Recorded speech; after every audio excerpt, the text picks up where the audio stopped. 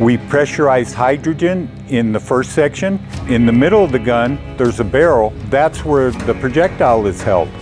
The pressures that are generated from these guns can actually level the building. And that pressure is suddenly released where the projectile is, where the barrel in the middle of the gun is. And then from that point on, there's a simulated vacuum, which simulates space.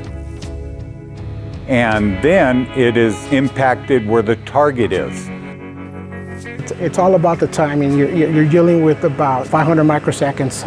Where's the time of the event? So unlike a traditional firearm, a lot goes into preparing these guns for a shot. Setup takes anywhere from an hour to a full day. Gunpowder is prepared and loaded by hand. We're able to remotely operate the guns via the bunker.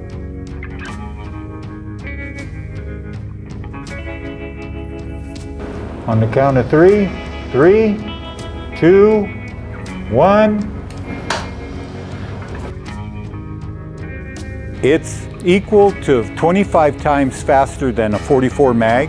The velocities are also like flying from New York to San Francisco in 5 minutes.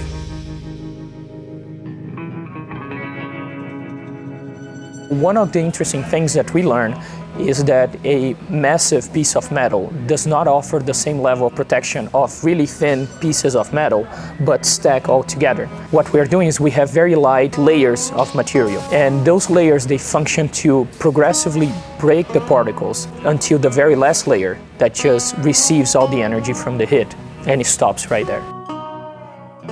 If it wasn't for this study, we would be sending up rockets and satellites and pieces of the space station not knowing whether they were going to protect the astronauts or the equipment we send up. It's a really neat thing to see when you test something and have it correlate very well back to your simulations. I am super excited to be working this mission to bring back samples from Mars. It is something that has never been done before.